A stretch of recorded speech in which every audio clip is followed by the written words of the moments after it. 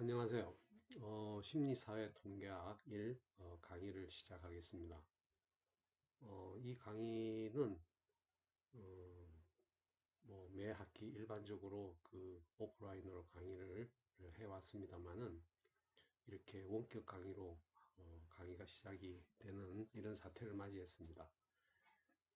다소 좀 어색한 시작이긴 하지만은 어, 이제 계속 진행을 하면은 이렇게 부드러워지리라 생각을 하고, 여러분들도 면대면 강의가 아니기 때문에 교수와의 소통이 일방향적입니다.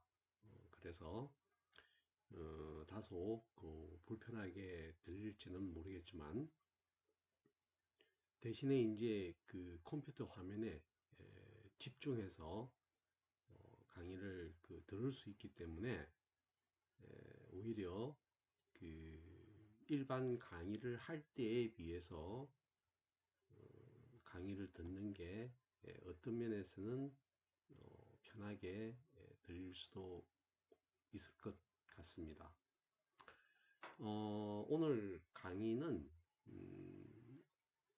말 그대로 이제 강의가 어떻게 진행이 되는지에 대한 내용을 먼저 말씀을 드리고, 한 학기가 어떻게 진행되는지에 대한 설명을 드리고, 이제 그런 다음에 이제 강의의 내용에 들어가야 되는 그런 차례가 일반적인 차례였습니다.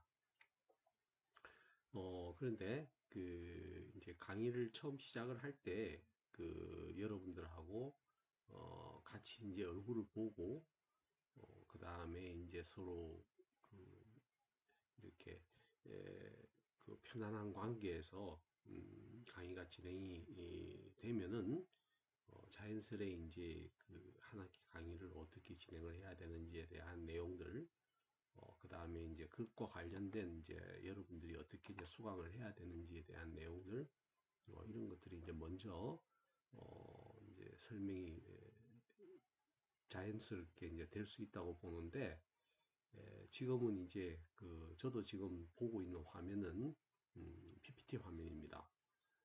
그리고 이제 웹캠을 사용을 하고 있지만은 일단 당분간은 그냥 목소리만 전달을 하도록 하겠습니다. 정 얼굴이 궁금하시면은 이 동영상을 촬영하는 동안에 웹캠의 파일은 별도로 저장이 되어 있습니다. 그래서 웹캠에 포함되어 있는 동영상을 통해서 저의 모습을 볼 수가 있을 텐데, 어, 방법은 여러분들에게 맡기는 걸로 하고요.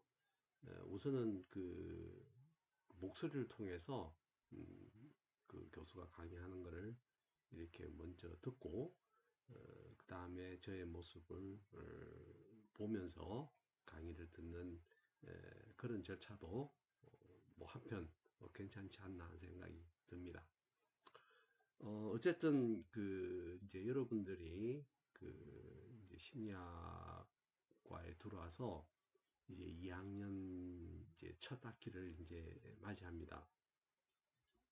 그래서 이제 1년 동안의 강의에서 이제 심리학과 연관되는 수업은 아마 심리학 개론이 아마 대표적인 과목이었을 거라고 이제 생각이 드는데요. 2학년 이제 첫 학기에 올라오자마자 이 심리사회 통계학이라고 하는 영역을 이제 과목을 이제 공부를 하게 되는데, 그것도 이제 심리사회 통계학만 되어 있는 게 아니고, 통계학이라고 하는 명칭 앞에 심리하고 사회라고 하는 수식어가 들어가 있고, 그 다음에 이제 또 숫자가 하나 들어가 있죠. 1이라고 하는 숫자가 이제 들어 있습니다. 이렇게 이제 좀 복잡한 명칭이긴 한데, 이제 여기서 가장 중요한 단어는 여기에 나와 있는 그 통계죠. 이 통계라고 하는 이제 단어가 가장 중요하고, 그 다음에 이제 보통 그 다른 학교에서는 그냥 심리, 통계 이렇게 이제 명칭이 붙어 있습니다만은, 우리 학교에서는 이거 명칭이 심리, 사회, 통계, 거기에도 또 학이라고 하는 명칭이 하나 더 붙어 있습니다. 그래서 이제 사실 명칭이 약간 그 다른 과목의 명칭에 비해서는 약간 복잡한 듯한 느낌이 드는데, 이제 심리사회라고 하는 이제 그 명칭이 함께 이렇게 연결되어 있는 거는 이제 심리학과 사회과학과 관련된 이제 전체적인 맥락에서 이제 통계학이 갖고 있는 의미가 무엇일까? 그 다음에 이제 그 심리학이라고 하는 학문이 이제 여러분들이 심리학 개론 시간에도 배웠겠지만은 이제 그 사실은 그 사회과학에 포함되어 있긴 하지만은 사실은 그 범위는 굉장히 넓죠. 그래서 그 보통 통계는 이제 사회과학에서 이제 많이 사용을 하고 있기 때문에, 그래서 이제 그 심리학과 그 다음에 사회과학에서 사용하는 이제 통계학이라는 명칭으로 좀 포괄적으로 그 명칭을 붙인 것으로 이해를 하시면 되겠습니다. 어쨌든 명칭이야 이제 그렇게 붙었지만은 이 심리사회 통계학이라고 하는 과목의 핵심 개념은 통계학이고, 그 통계학을 어디에 적용하기 위해서 이제 공부를 하느냐, 그다음에 이제 심리학과 연관해서 이제 공부를 하는 분야인데, 근데 이제 그게 1이라고 하는 이제 명칭이 붙어 있죠. 그래서 이제 1이라고 하는 명칭이 붙어 있는 과목이 심리학 과목이 이제 두 개가 있습니다. 하나가 이제 심리학 개론이 이제 있고요. 그 다음에 여기 있는 심리사회 통계학이 있습니다. 이제 보통 한 학기가 그 16주로 구성이 되어 있죠. 16주에서 이제 첫 주는 소개하고 뭐 수강 신청을 하다 보면은 한 주가 그냥 훌렁 지나가 버립니다. 그 다음에는 이제 중간고사와 이제 기말고사 되면은 뭐 거의 한 주씩 시간을 잡아먹고, 또 이제 특히 이번 학기처럼 이런 이제 국가적인 사태가 발생을 하고, 그 다음에 이제 또 공휴일이라는 게 이제 있어서 그 공휴일이 수업 시간하고 이제 겹치게 되게 되면은 이제 수업을 못하는 이제 그런 경우들이 이제 발생을 합니다. 그래서 이제 그런 경우에는 우리가 수업을 할 수 없는 경우들이 되기 때문에 이제 그 수업할 수 있는 그 시간은 이제 훨씬 줄어들게 되는 거죠. 16주를 다 공부를 해도 사실은 그 심리학 전공 과목을 그한 학기에 거기에 나와 있는 내용을 모두 수업을 통해서 강의를 한다는 것은 거의 불가능합니다. 그러면 이제 모든 과목을 1, 2로 나누어야 되는데, 왜 심리사회 통계학과 심리학 개론만 1, 2로 나눠져 있냐 하면은 그만큼 그 두 개 영역은 두 파트로 나누어서라도 이렇게 수업을 진행을 할 수밖에 없는, 그만큼 이제 다른 표현을 쓰자면은 중요하다는 이제 그런 의미죠, 그죠? 그래서 그렇기 때문에 이제 심리학 개론과 더불어서 그 심리사회 통계학은 이제 크게 이제 두 부분으로 이제 분류를 해서 이제 강의를 합니다. 심리학 개론은 이제 그 전반부, 후반부를 이제 구분을 하는데, 그 구분이 뭐 엄격하게 나눠져 있는 건 아니지만은 대략 심리학 개론의 이제 전반부하고 이제 후반부. 그럼 이제 전반부와 후반부는 이제 어떻게 구분이 되느냐? 심리학 개론에서는 이제 우리가 꼭 심리학에서 알아야 되는 기초 영역이라고 하는 이제 분야가 있고요. 그 다음에 이제 그 기초 영역의 여러 가지 이제 그 이론을 근거로 해서 응용 영역이라는 부분이 또 이제 한 부분이 있습니다. 그래서 이제 그 부분이 이제 쫙 이렇게 구분이 되어 있는데, 그래서 이제 심리학 개론 1에서는 이제 주로 그 기초 영역이면서 이론 영역과 관련된 강의가 진행이 되고요. 그 다음에 이제 그 심리학 개론 2에서는 그 나머지 이제 응용 영역을 중심으로 해서 아마 강의가 진행이 될 겁니다. 그럼 심리사회 통계학은 마찬가지 이제 1, 2로 나누어지는데, 그럼 그 1, 2도 이제 심리학 개론처럼 이론과 응용이냐, 이제 그런 맥락으로 구분이 되지 않고요.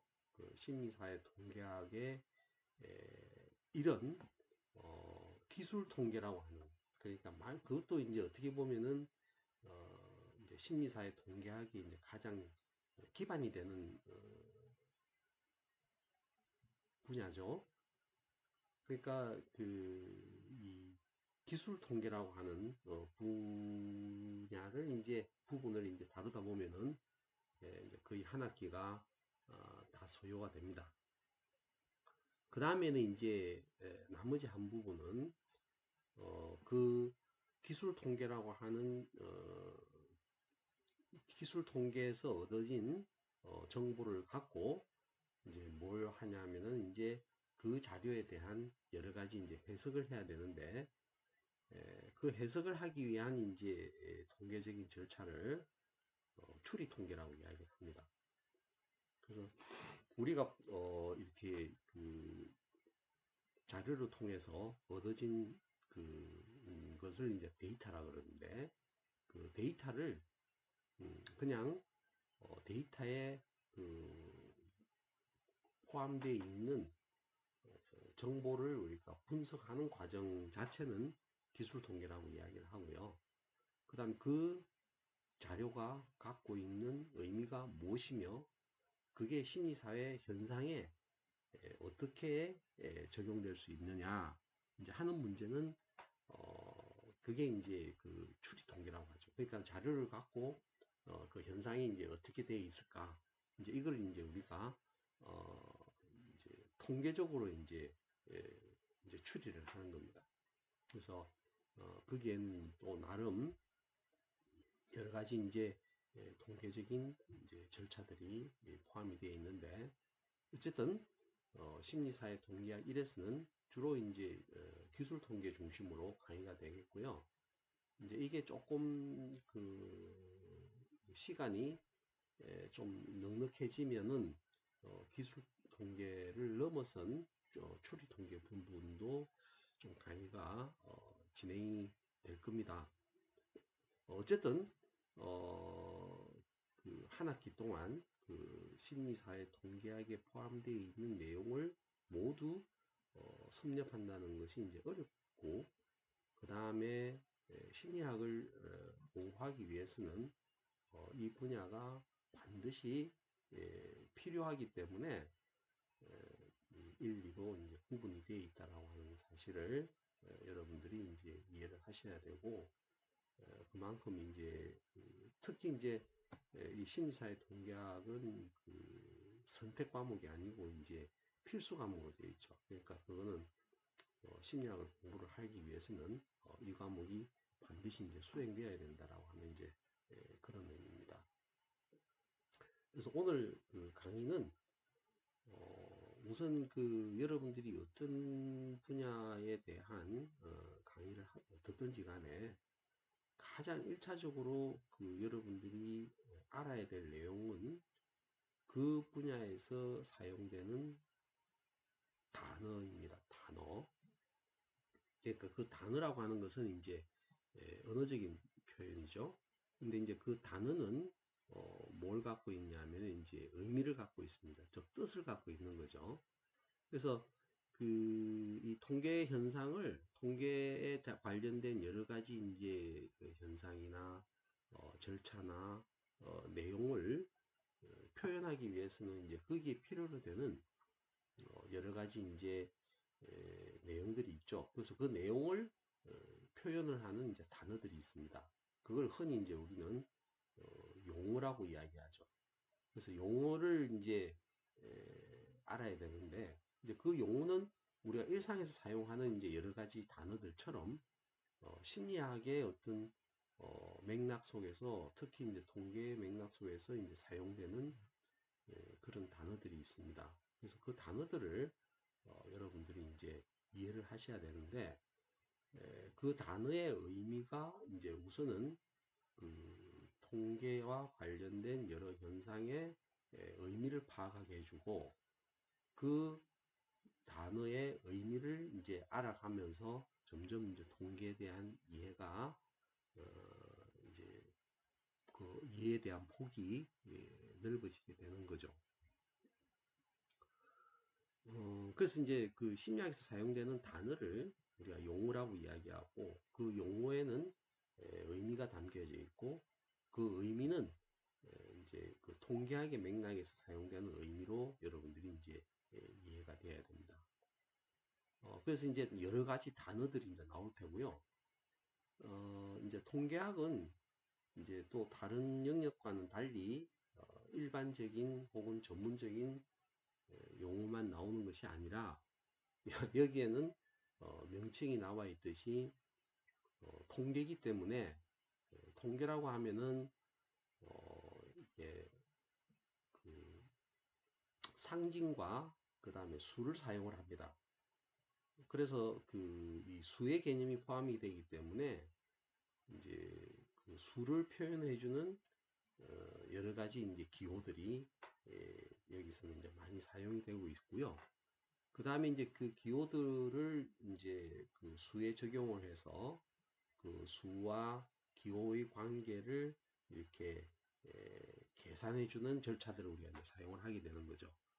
그래서 통계학이라고 하는 것은 결국 우리가 그 심리 현상이든 사회 현상이든 그 현상에 연관되는 모든 현상을 이렇게 수라는 개념으로 전환을 시키는 절차거든요. 그러니까 그 수라고 하는 개념을 여러분들이 이제 이해를 해야 되고, 그 다음에 그 수와 연관되는 여러 가지 이제 상징들의 표현을 알아야 되는 것이 이제 심리사회 통계학이 다른 영역과의 좀 차별화되는 이 과목에서만 고유하게 이제 이해가 되어야 되는 이제 그런 특징들을 갖고 있습니다.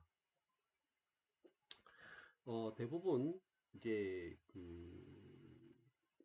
이 문제 때문에 통계에서 이제 수를 사용한다는 그 이유 때문에 이제 사실은 이제 그 사회과학 쪽으로 진학을 한 학생들은 대부분 이제 수학이나 자연과학 쪽에 이제 그 관심이 좀 덜한 상태가 되는 거죠. 그래서 이제 그쪽과 연관되는 분야의 그 어떤 여러 가지 특성들을 약간 이제 기피하거나 그쪽에 이제 연관되는 여러 가지 현상들에 대해서는 조금 이제 어렵다라는 이제 그 생각을 갖게 됩니다. 그래서 그 학생들이 그 심리사회 통계학에 대한 공부를 하면서 이제 가장 힘들어하는 부분이 이제 그 수리적인 절차를 적용하는 과정들이고, 그 수리적인 절차가 갖고 있는 의미가 무엇인지를 파악하는 과정들이 학생들에게 상당히 그 어려운 과정으로 이제 알려져 있습니다. 그래서 이제 여러분들도 그러한 특징이 이 과목 속에 있다라는 사실은 뭐 분명히 알아야 되는 거지만은, 과연 그런 용어나 그 다음에 기호나 그 다음에 그 수리적인 어떤 절차가 과연 그럼 나로부터 내가 그 수강하는 그 과목을 하는 사람이 과연 내가 얼마만큼 거기에 알아야 되며, 그 다음에 그 내용들에 대해서 내가 좀 부담을 갖고 있는데 그 부담을 어떻게 해소를 해야 되는가 이제 하는 이제 문제들이 생기죠, 그죠? 그런 문제는 우리가 알기 전에는 대부분 이렇게 좀 염려가 되고 조금은 이제 그 걱정도 되고 좀 심하면 이제 두려움을 갖게 되는데 막상 이렇게 가까이 가서 접합을 해보면은 또 왜 내가 그런 생각을 했지? 라고 할 정도로 그 현상이 그렇게 나로부터 이제 멀리 떨어져 있는 것이 아니고 내가 생각하고 내가 행동하는 이 환경에서 자주 만나고 있고 내가 이미 통계에 관련된 여러 가지 지식을 갖고 있다는 사실을 알게 되면은 그 이제 의미는 이제 상당히 이제 달라지게 되는 거죠. 그러니까 그런 문제에 대해서는 염려하실 필요가 없고 이제 하나하나 여기에 담겨져 있는 단어, 그러니까 단어들에 대해서 이제 여러분들이 이제 친숙해져야 됩니다. 그래서 그 단어들이 의미하는 바가 무엇인가 이걸 이제 하나하나 알아가다 보면은 통계라고 하는 것이 결코 나로부터 멀리 떨어져 있었던 것도 아니고 내가 꼭 그렇게 그 부담스러워 해야 될 것도 아니고 그 다음에 이제 그것 때문에 내가 이제 왜 이 과목을 이렇게 할 수밖에 없냐에 대한 여러 가지 걱정을 할 필요도 없는 그런 상황이 되는 겁니다. 단 우리가 이제 어떤 경우든 그 새로운 현상을 공부를 하게 되면은요, 모든 게 재미있는 측면들도 있지만은 또 하나 이제 그 부담으로 오는 거는 그 조금 전에 말씀드린 단어라고 하는 개념. 그렇게 여기에 보면은 이제 심리, 사회, 통계라고 하는 단어들이 있잖아요. 그러니까 이 단어들에 대한 의미가 무엇이냐. 우리가 심리, 사회, 통계라고 하는 단어 자체는 비교적 많이 여러분들이 아는 단어예요. 그러니까 이 단어를 읽지 못하는 학생은 아마 없을 테고, 그 다음에 심리학 개론을 통해서 심리라고 하는 단어가 뭔지, 그 다음에 우리가 사회라고 하는 개념은 사회 현상에서 여러 가지 나온 개념이고, 그 다음에 이제 통계라는 말도 다른 미디어나 또 중고등학교 교과서에도 이 개념들이 많이 나오기 때문에 뭐 그렇게 본다면 이 단어들이 이제 갖고 있는 난이도는 굉장히 낮다고 볼 수 있겠죠. 마찬가지입니다. 그래서 이 단어들이 표현하고 있는 의미들을 알게 되면은 이 과목에 대한 의미를 아는 것과 이제 같은 건데 이제 여러분들이 이제 저하고 이제 한 학기 동안 해야 될 과정이 바로 이제 그 내용들이 무엇이냐 하는 것을 이제 알아가는 겁니다. 이제 그 과정을 겪기 위해서 필요로 되는 이제 한 가지 약간 여러분들이 이제 그 반복적으로 그 해줘야 되는 그 행동들이 있는데요. 그게 뭐냐 하면은 이제 계산을 해야 돼요. 그러니까 이제 수를 이제 직접 여러분들이 이제 만져보고 그 다음에 그 수가 갖고 있는 이제 그 수가 어떻게 이제 그 수연산 작용을 통해서 이제 변화가 되는지 이제 이런 절차들을 이제 여러분들이 좀 이제 접하게 되는데 사실 이제 이 수라고 하는 것 자체가 우리에게 굉장히 그 가깝게 와 있지만은 이걸 이제 수학이다라고 하는 표현을 써버리면은 이 수가 상당히 이제 다른 개념으로 이제 변화가 되어 버리는 거죠. 그래서 그런 측면들이 있기 때문에 이거는 그러면 이제 통계라고 하는 것은 결국 수학이 아니냐. 수학 하나도 몰라도 통계는 할 수 있습니다. 그렇기 때문에 그것보다 이제 중요한 거는 여러분들이 이제 심리학과에 그 진학을 한 이유는 심리 현상에 대한 관심이 있기 때문이죠. 그러니까 이 통계라고 하는 것이 심리 현상을 알기 위해서는 반드시 필요로 되는 그런 절차다라고 하는 것을 이제 이해하게 되면은 우리가 수학이라고 하는 개념을 알지 못하더라도 통계라고 하는 것은 그것과 별도의 개념으로 우리가 접할 수가 있습니다.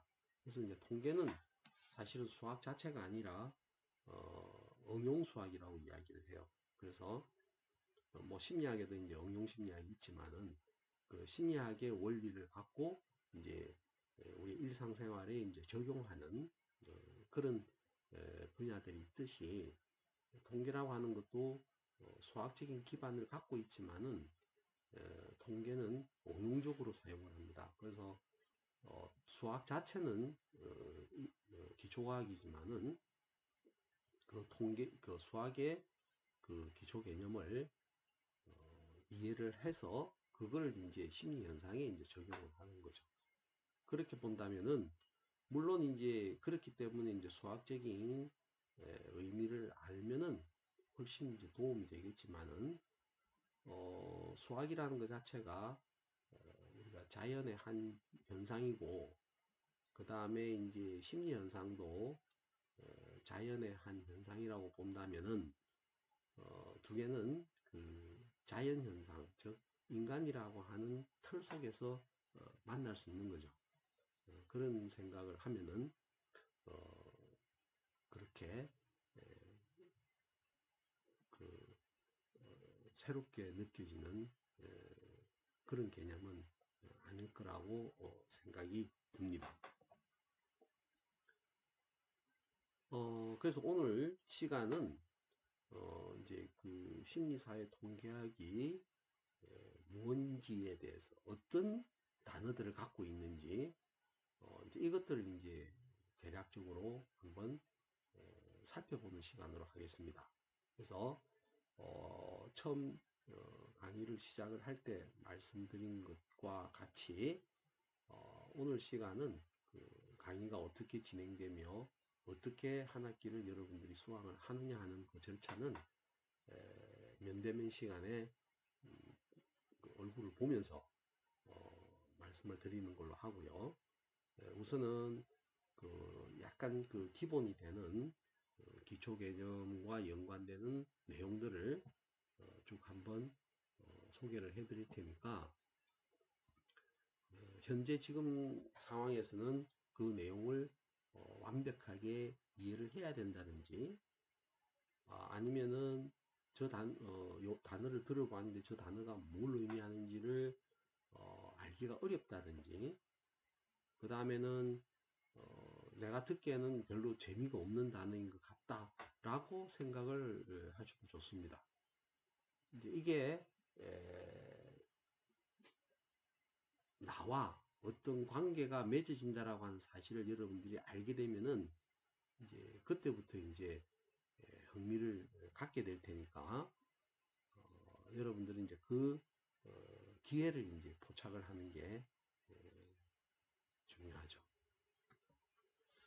그래서 우리가 한 학기 동안 공부를 해야 되는 과정에서 이제 필요한 것 중에 하나가 교재입니다. 이제 사실은 교재 자체가 중요한 게 아니라 이 교재라고 하는 것은 상당히 이제 교재를 만드는 사람이 이렇게 그 이 통계와 관련된 내용들을 잘 정리를 오랜 시간 동안 그러니까 이 책을 하나 쓴다는 것은 이 분야에 적어도 몇십 년을 연구를 하신 분들이에요.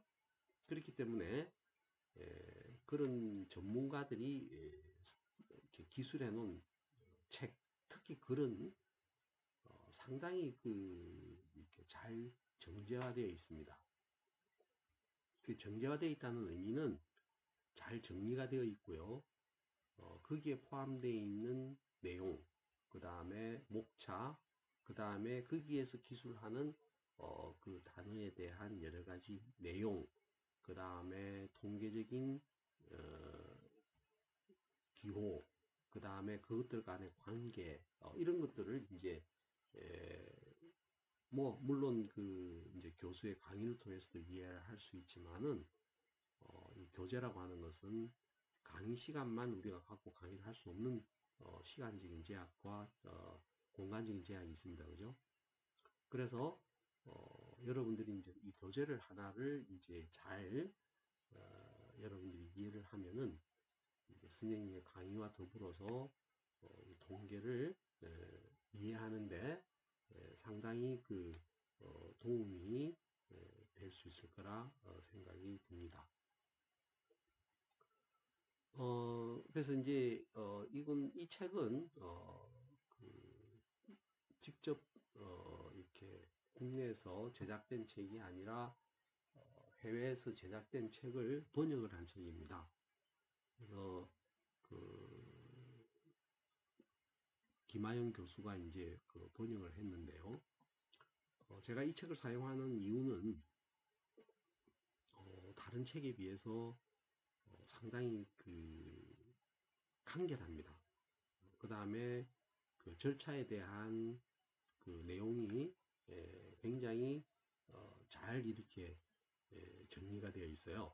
그래서 내용이 복잡하지 않고 그 여러분들이 이 책을 보는데 그렇게 그 부담이 덜 할 수 있는 그런 책이라고 제가 생각이 들어서 책을 사용을 합니다. 책 제목은 이제 그 통계 분석 논리의 기초라고 되어 있죠. 그래서 제목은 그렇게 조금 길게 되어 있지만은 여러분들이 이해를 할 때에는 그냥 그 통계책이다 이렇게 봐도 무방합니다. 그래서 이 책에 들어있는 내용은 여러분들이 아마 이제 옆에 책을 강의 계획서에 이제 제시가 되어 있기 때문에 여러분들이 그 책을 준비를 하고 계실 줄로 믿습니다. 그죠? 그래서 여러분들이 만약 옆에 책이 있다면은 그 책에 이제 그 역자 서문과 그 다음에 이제 그 안에 있는 차례들을 이제 좀 살펴보면은 이제 이 책이 어떤 내용을 이제 담고 있구나.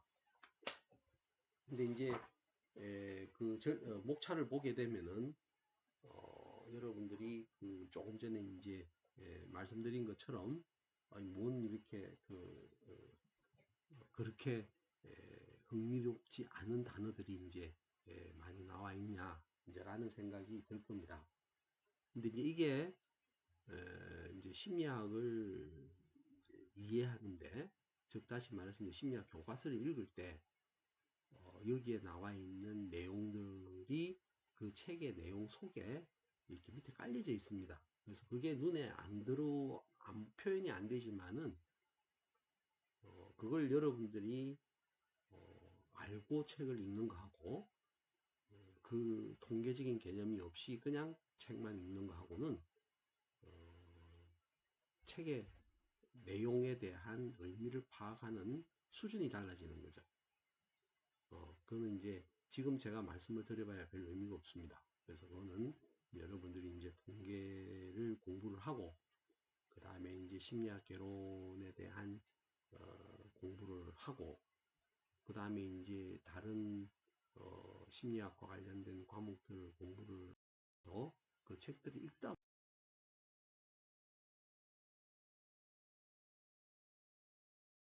보면서 중요하게 그걸 칠 수가 있어 느낌되고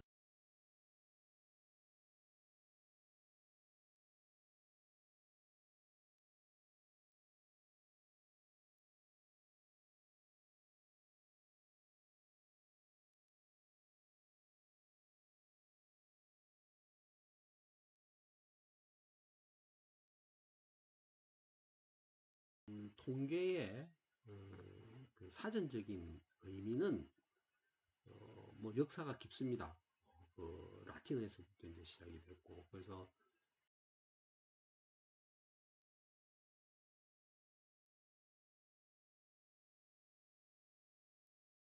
기호가 나오죠, 그죠? 같다라고 하는 의미입니다. 그러니까 통계라고 하는 글자하고 확률이라는 글자하고 모양은 전혀 달라도 그게 같다라는 의미가 뭘까? 그러니까 통계는 다른 말로 하면은 확률이다 이렇게 되는 거니까 이제 두 개가 이렇게 생긴 모양은 굉장히 달라도 두 단어가 같은 의미를 이제 지니고 있다. 이제 이렇게 이해가 되면은 여러분들이 이제 통계라고 하는 것에 대한 의미가 굉장히 이제 폭넓어졌다 이렇게 이제 생각을 하실 수가 있죠.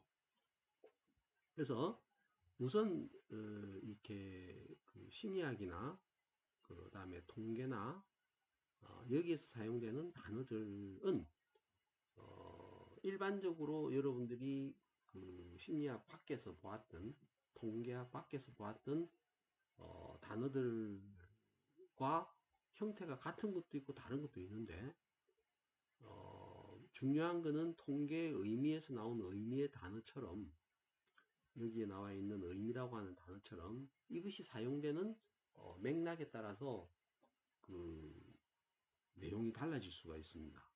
그래서 여러분들이 이제 심리학에 대한 이해를 하는 것에서 중요한 것은 심리학에서 사용되는 용어들을 심리학 맥락에 적절하게 이해할 수 있어야 된다고 하는 거죠. 그래서 그 단어의 의미를 심리학적으로 안다는 것은 굉장히 중요합니다.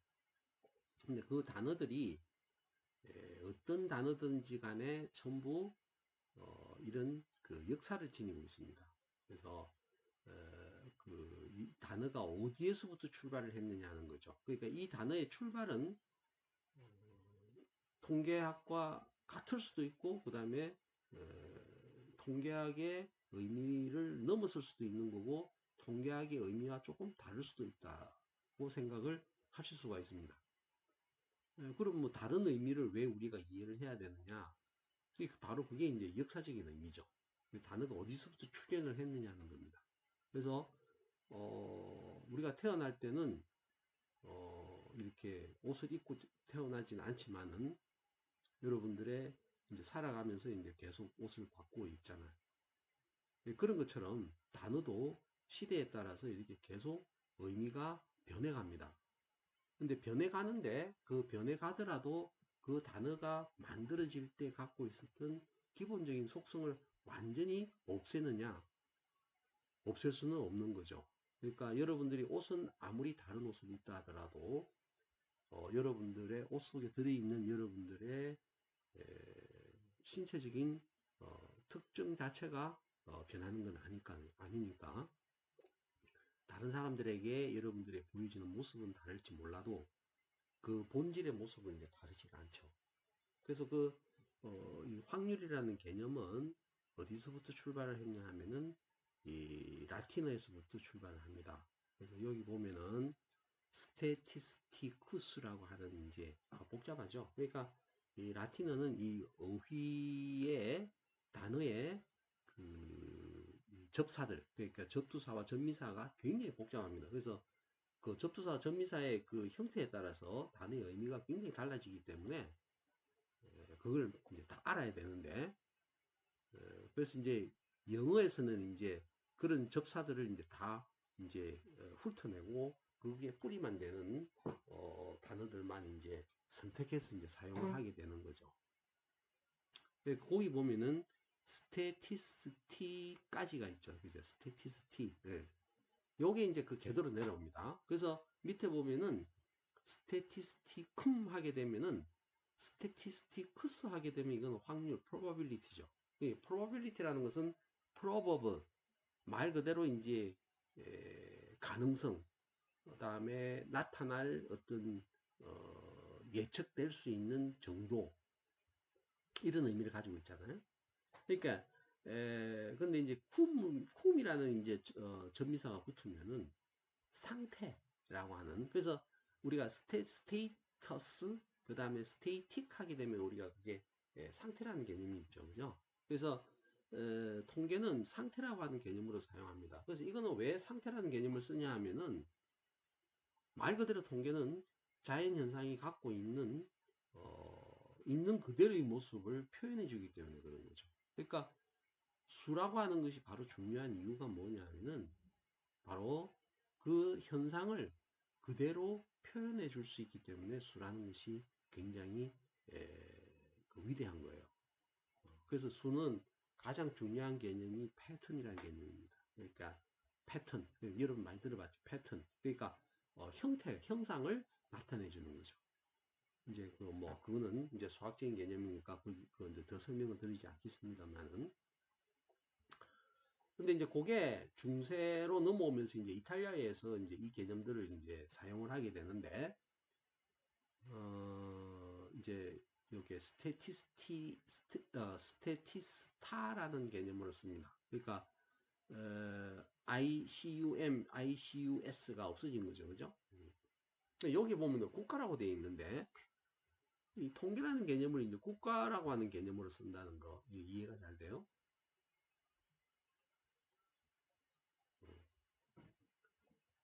스테티스타가 나오게 된 배경은 뭐냐면은 나라가 운영을 하려면은 돈이 필요하잖아요. 그러니까 그걸 이제 우리가 돈을 모아야 되는데 그 모으는 방법은 나라 자체는 돈이 없죠, 그죠? 국가가 돈을 갖기 위해서는 거두어 들여야 돼, 세금을. 그래서 이탈리아에서는 이 국가라는 개념이 만들어지면서 국가에서 사용할 수 있는 재정이 얼마만큼 되느냐 하는 것에 대한 이제 생각을 하게 되고, 그 생각을 하면서 이제 그 한 해에 들어가는 그 재정이 얼마라고 생각이 되느냐 이걸 이제 계산을 해내야 되고, 그럼 그 계산을 해냈을 때 한 사람이 국민이 그 국가에 내야 될 봉사해야 될 세금이 얼마냐 이걸 이제 알기 위해서 이제 통계를 사용하게 됩니다. 그래서 이제 국가라는 개념으로 이제 의미로 이제 사용이 된 거죠. 이게 간략하게 이야기한 이제 통계의 이제 역사적인 배경입니다. 그러니까 뭐 여러분들이 보더라도 통계라고 하는 것의 의미가 수학적인 계산을 하는 것이 아니라 어떤 사실들이 나타날 수 있을 가능성, 그 다음에 자연이 갖고 있는 어떤 상태를 어떻게 표현할 수 있느냐, 그 다음에는 또 그런 것들을 갖고 어떻게 이제 그 국가라는 것을 이제 운영하게 하느냐, 이런 것과 관련된 개념으로 썼다. 뭐 그렇게 재미없진 않죠, 그죠? 이제 그게 이제 통계학이라고 하는 이제 학문으로 이제 전환이 되면서 이제 응용 수학의 이제 맥락으로 이제 강조가 되면서, 그래서 수학적인 어떤 그런 원리나 절차들을 통계가 사용을 하고 그 통계에 포함되어 있는 그런 내용들을 중심으로 해서 이제 실제 현상에 이제 적용을 하는 거죠, 그죠? 그래서 이제 거기에 이제 수학적인 기법이 이제 적용이 되게 되는데, 이 수학적인 기법은 바로 아까 말씀드린 자연 현상의 본래의 모습을 수학적인 기법을 통해서 뭘 하냐면은 자료로 습득을 해서 그 자료가 갖고 있는 의미를 해석을 하는 거죠. 그럼 그 의미의 해석은 결국 자연의 의미를 해석하는 것으로 이제 적용이 될 수 있는 거죠. 자, 이제 그렇게 하기 위해서는 이제 뭐가 필요가 되냐 하면은 어떻게 그 자료를 수집할 것인가. 우리가 이제 집을 지을 때 항상 그 설계를 하잖아요, 그죠? 그런 것처럼 설계를 이제 하게 되고, 그 다음에는 이제 그 통계는 크게 이제 일리로 나눠져 있다고 그랬는데 그 일리에 해당하는 이제 기술 통계, 그 다음에 두 번째 이제 2에서 주로 다루어질 추리 통계, 이런 개념들이 여기에서 이제 사용이 되게 됩니다. 그래서 현대에서의 통계의 의미는 응용 수학에서의 의미를 이제 포함을 하게 되고, 그 다음에 그런 응용 수학의 기법을 각 영역, 즉 심리학, 사회과학, 자연과학, 인문과학, 특히 뭐 인문과학에서까지도 그런 방법론적인 어떤 그런 기초로 이 개념들을 사용하게 됩니다. 어땠습니까? 오늘 이제 강의는 요 정도로 일단 정리를 하도록 하겠습니다. 그래서 이제 요 다음에 이제 나오는 내용들이 뭐냐면은 이제 그렇다면 내가 이제 어떻게 통계와 연관이 되어 있느냐, 그럼 내가 왜 통계를 해야 되느냐, 이제 이런 문제들을. 그 다음에는 이제 이제 좀 더 자세하게 들어가서 이 책에서 나와 있는 절차에 기반을 해서요. 우선 아까 통계는 크게 이제 기술 통계와 추리 통계의 의미로 나눠질 수 있다고 그랬는데, 그 두 가지 개념이 어떻게 분리가 되는지에 대한 이제 좀 내용들을 이제 이야기를 다음 시간에 이제 하고요. 그래서 여러분들이 이제 이걸 좀 들으려면은 우선 여러분들의 책 1장의 내용을 목차와 더불어서 1장의 내용을 한번 그냥 쭉 한번 읽어 보십시오. 그래서 뭐 이해가 되고 안 되고 괜찮습니다. 그래서 여기 보면은 이제 우리가 오늘 제가 강의한 내용에 보면은 통계라는 개념의 의미를 이제 설명을 했고요. 그 다음에는 통계의 개념을 이해를 해야 된다는데 이제 통계가 단어의 이제 형태로 나왔죠, 그죠? 그래서 이제 그 개념을 이제 설명을 드렸고, 그 다음에 보면 이제 자료라는 개념, 그 다음에 이제 기술 통계, 추리 통계까지 이제 여러분들에게 오늘 이제 용어로 사용을 했습니다.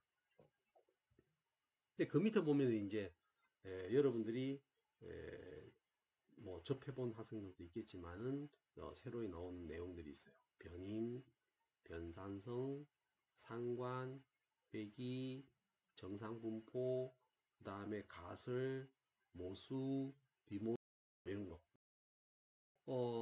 친숙하지 않아요. 이게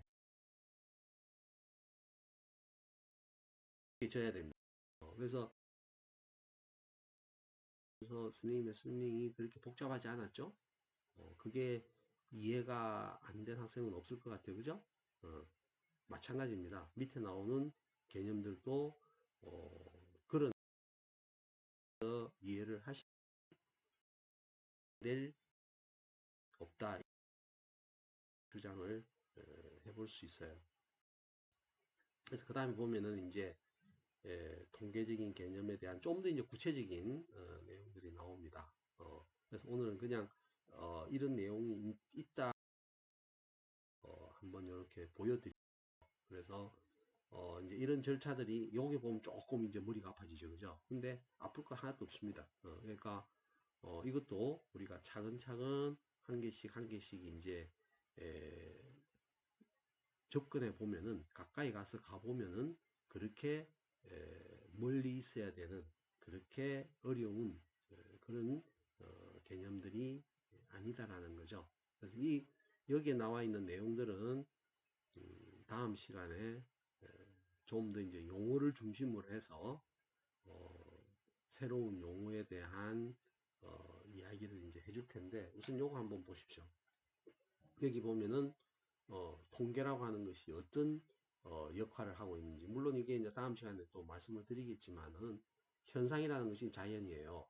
그러니까 자연 현상을 이제 통계라고 하는 절차를 통해서 이제 이론이 맞는지 안 맞는지를 검증하게 하는 이제 그런 이론이라고 하는 것은, 이거는 이제 연구자의 몫입니다. 그죠? 그러니까 사람들이 이 현상, 자연 현상을 어떻게 생각하고 있냐 하는 거예요. 이 두 개가 이제 맞아 떨어져야 돼. 그러니까 요 맞아 떨어지게 하기 위해서 이제 그 중간에 이 통계라는 것이 어떤 역할을 하는 거죠.